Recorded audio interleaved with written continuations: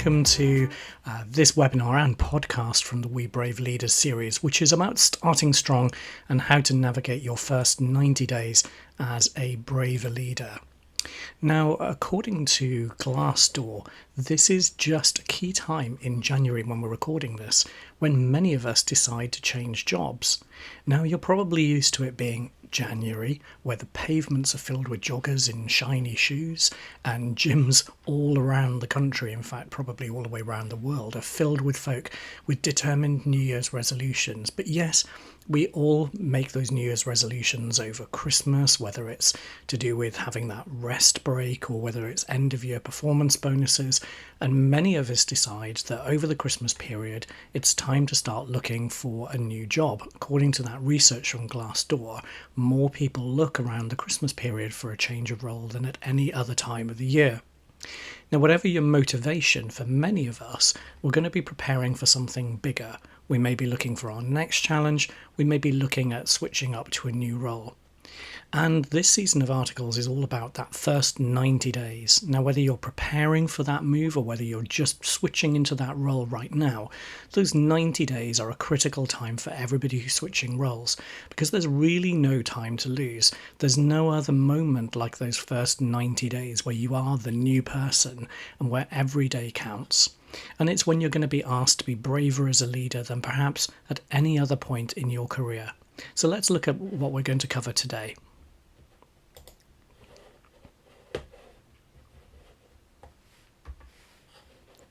So today's webinar is all about starting strong and how to navigate your first 90 days as a new leader using a model which I've developed called the Braver model.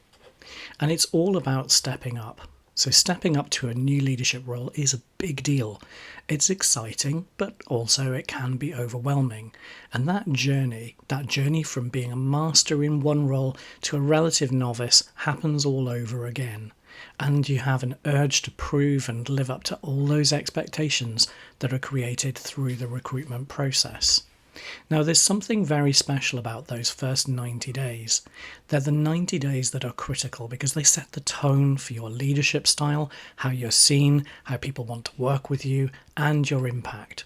And some people leave that 90 days to chance. They just try really hard and just see what happens. But the reality is 90 days goes by in a flash. There are opportunities, being that new child, that are unique to those 90 days. Now, you don't need to have all the answers from day one, but what is helpful is having a framework to focus your energy and navigate all this transition period with confidence, and that's where the Braver framework comes in. Now, the Braver framework is a step-by-step approach designed to help leaders to grow and thrive, even in challenging situations. And here's what the Braver stands for. So B is for building relationships, connecting with your team and peers and stakeholders to establish trust and collaboration. The R is for reframing challenges. This is about where we need to shift our mindset as a new leader, new in-role leader, from fear and self-doubt and being intimidated by seeing other people around us who are just that much more knowledgeable or more established in their roles, to move from self-doubt to seeing opportunities for growth. A is for acting with energy, because those 90 days will go in a flash, but we also need to stay flexible and open as you navigate a new environment. V is for visualizing success. Now, identifying and focusing on small, meaningful wins that build confidence and really seeing those 90 days, the culmination of those 90 days, as a point of success in your career. E is for energy, because you need to have a really strong energetic drive in yourself, but also to be able to energize and empower others, leading by inspiring and supporting your team to reach their potential.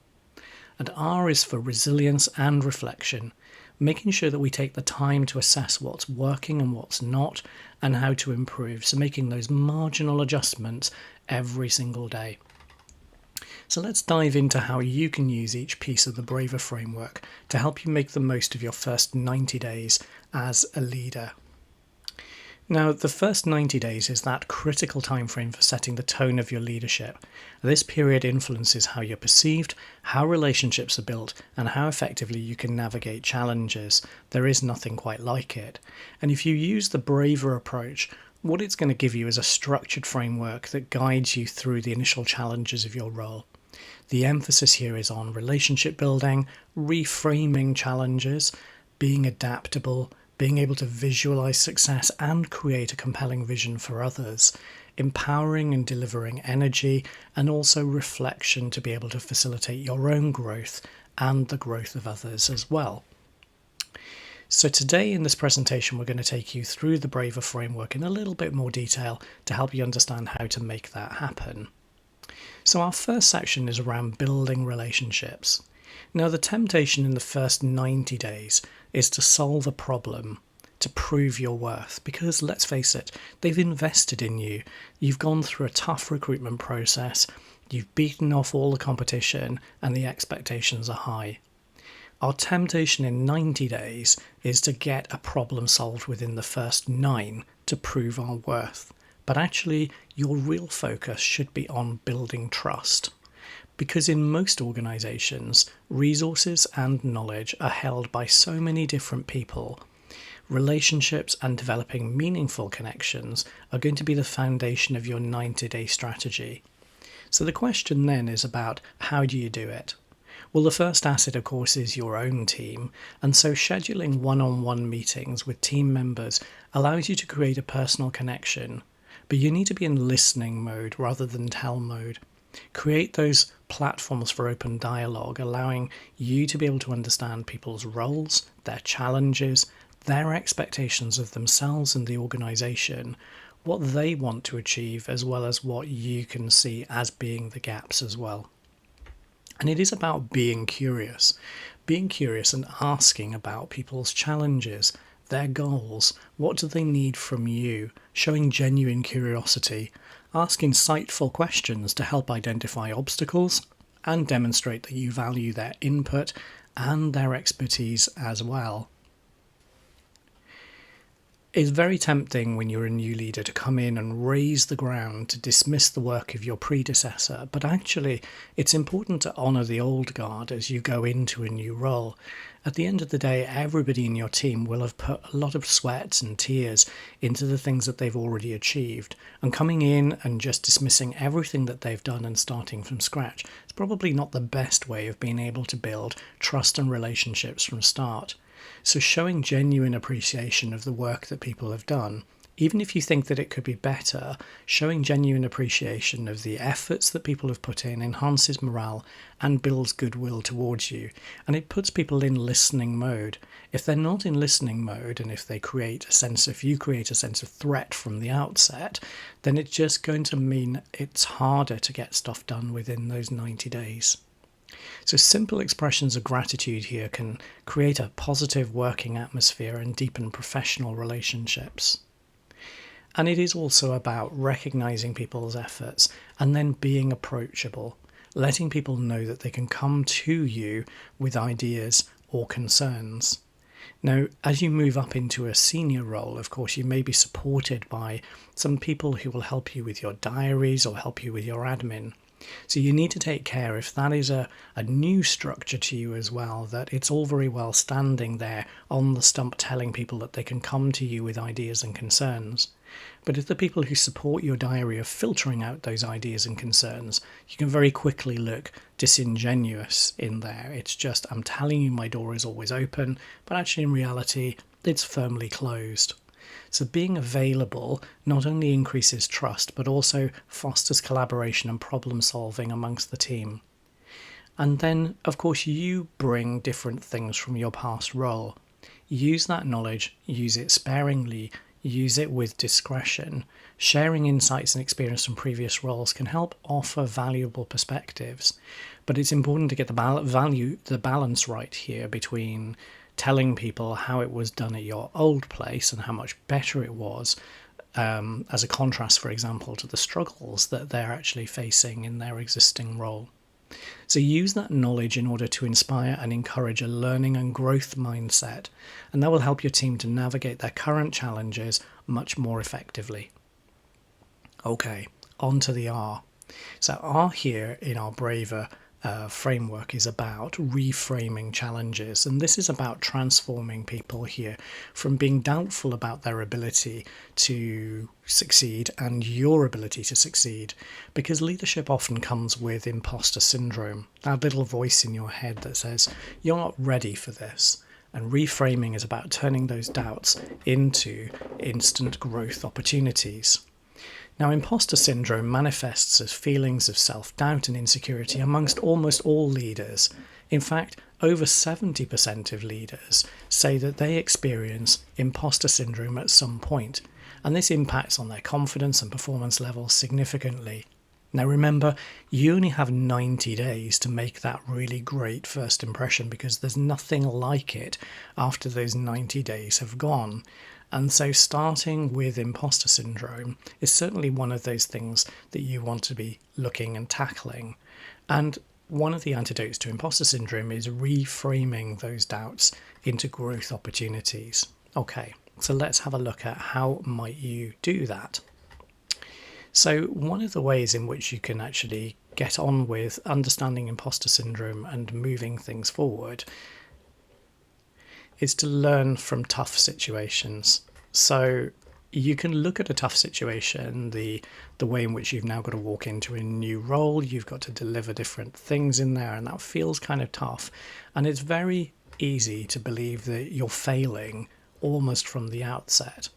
But one of the ways in which you can do this is to learn to self-coach. Now, I use techniques called positive intelligence, which you can ask me about if you're interested in.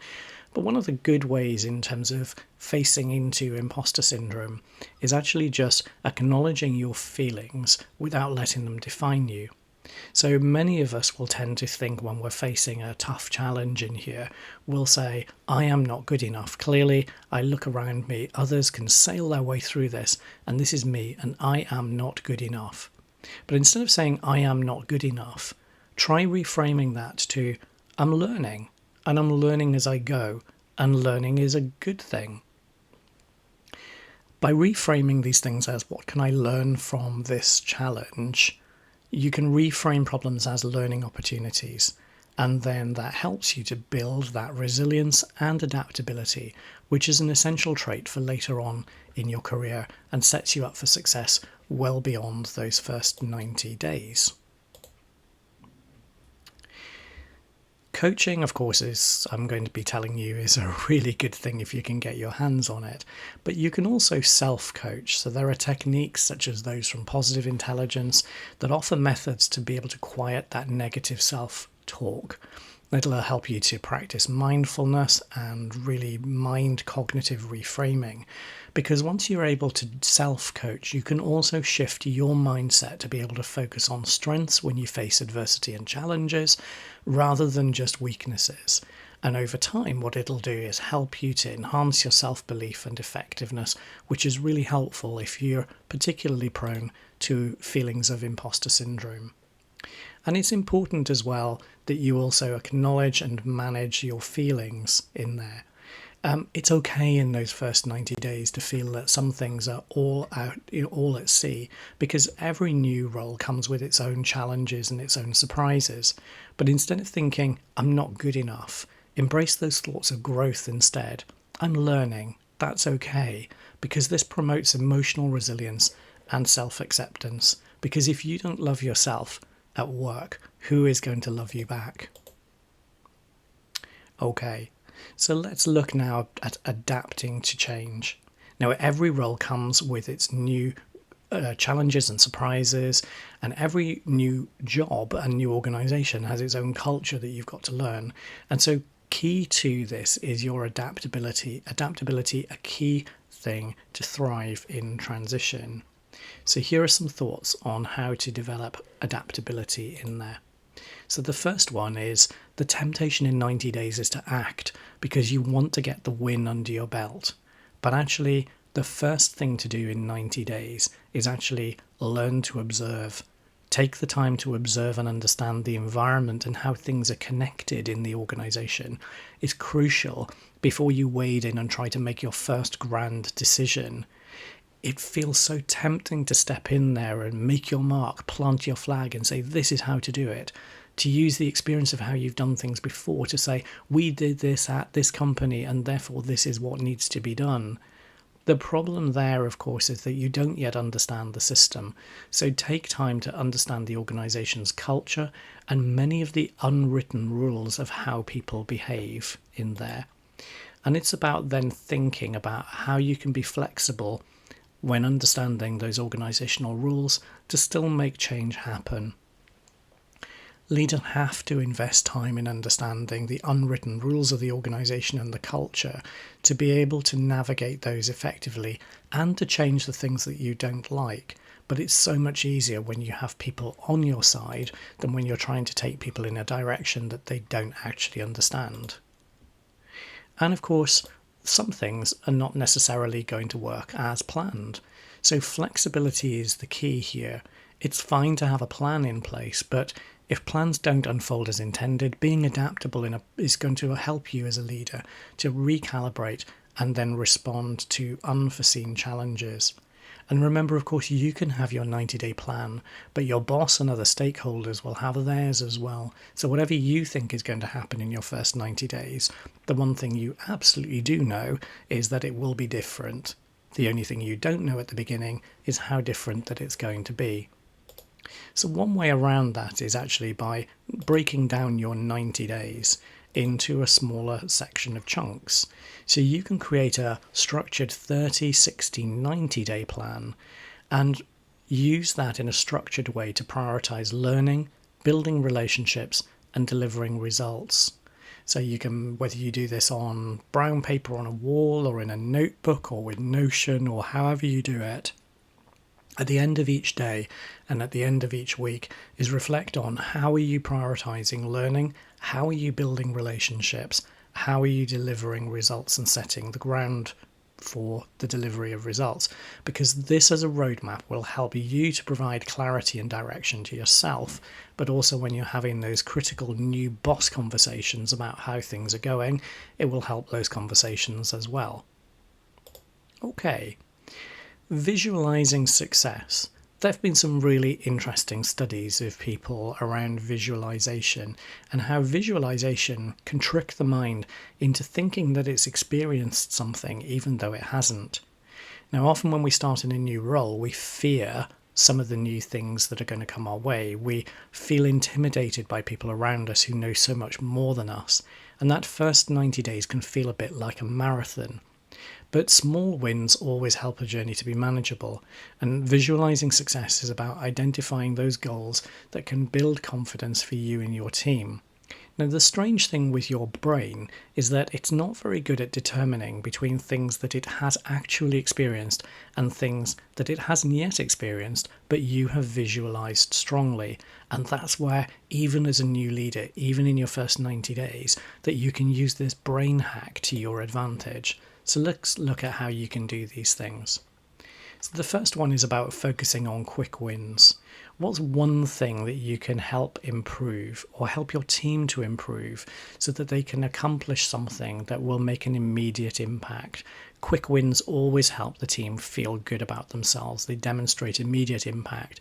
And even though you may need to repurpose or pivot your team in a direction you feel strongly about, it's going to help soften that journey for them by helping them feel like they're still worth something and they're still achieving, even though subtly underneath there, you're trying to make some changes about the direction in which they're heading. It's also important that you share those wins as well and celebrate them, because your team will be nervous about a new boss, just as you're going to be nervous coming in as well. So celebrating with your team will help to build morale and momentum. It creates a culture of appreciation and it sets the tone for how that relationship is going to go. And when you have that culture of appreciation, it's much easier to motivate team members to strive beyond what you see as being further accomplishments. How much easier it is when your team are coming to you with those great ideas on how to make things even better, rather than you having to do all of the work yourself. And we talked about visualization. Now, the brain has this kind of slightly weird thing that goes on where it can't really tell the difference between things that it thinks it's done and then things that it actually has done.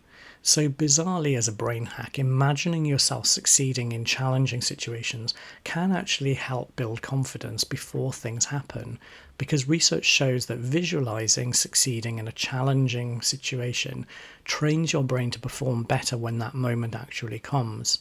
So let's say, for example, you're going to have your very first board presentation, and this is something that you've never done before in this new role. You know that it's going to come up.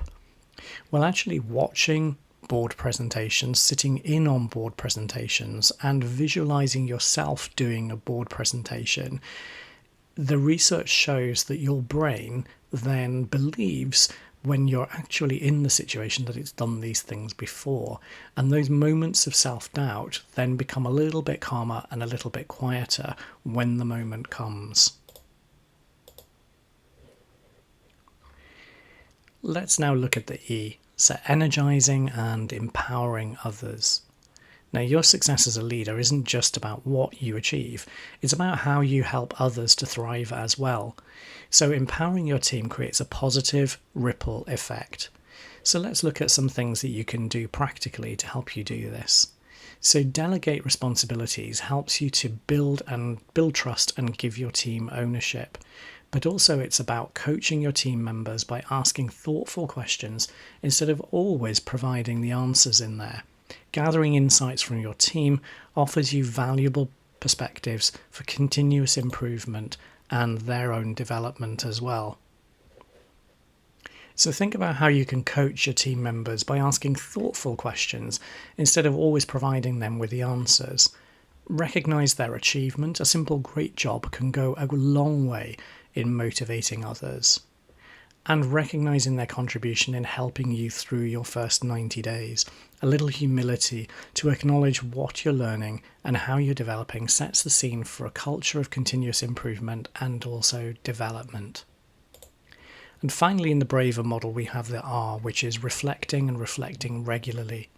Now, leadership is a journey, not a destination. So taking time to reflect ensures that you're always growing and always improving. And here are some things that you can do around this. So at the end of every week, write down 3 things. Write down what went well, what didn't, and what you learned. Ask for feedback from your team and your peers because their perspective can provide valuable insights. You don't have to action all of them because feedback, as we know, is a gift and a perspective. But being able to see yourself through different lenses and different perspectives might provide you with valuable insights. And also don't forget to come back to the Braver framework to stay aligned with your goals and your values. Now, despite all of this, there are some common pitfalls to avoid. Even with the Braver framework, there are a few traps to watch out for. The first one, of course, is trying to do too much too soon. So focus on a few key priorities rather than trying to tackle everything. The second pitfall is about neglecting relationships. You can get so caught up in the tasks and so caught up in creating the admin and the systems and the structures that you forget to connect with people. But actually, it's those connections that will help you to solve the challenges that aren't entirely within your control. And the third area is about avoiding feedback, because although it's hard to take feedback on board, it's much better to seek out constructive criticism than let small issues fester. So getting the right balance in those first 90 days, it certainly isn't easy. So how do we sum this up? Well, look, your first 90 days as a leader are your chance to set the foundation for success. And by following a framework such as the Braver framework, it's going to help you to focus on what truly matters, building relationships, quietening that self-doubt, staying adaptable, and empowering your team. And look, you don't need to be perfect. You just need to show up, stay curious, and keep learning. So take a deep breath, because you've got this, and the Braver framework will help to guide you every step of the way. Now, before I go, let me let you know about what the Braver Leader framework is about and my program called We Brave Leaders, because we all know that we live in times that are asking you to navigate uncertainty, make tough decisions, resolve challenges quickly and with confidence. And in short, the world is going to need braver leaders. Now, I'm a professional coach. I've got years of experience helping rising leaders to prepare for and nail those first 90 days, to be braver, build confidence, and navigate the challenges of leadership with clarity and resilience. So if you'd like to know more about the work that I do, then there will be a link attached to this video and podcast where you can sign up to the We've Brave Leaders newsletter, and in there you'll get actionable insights direct to your inbox. And as a gift to start you on your braver journey, I'm going to give you my Imposter Syndrome workbook away for free. And if you want even more resources to help you on your journey to be a braver leader, then check out my website, webraveleaders.com. From myself, Ian Brown, that's it for now. We'll catch you next time. Bye-bye.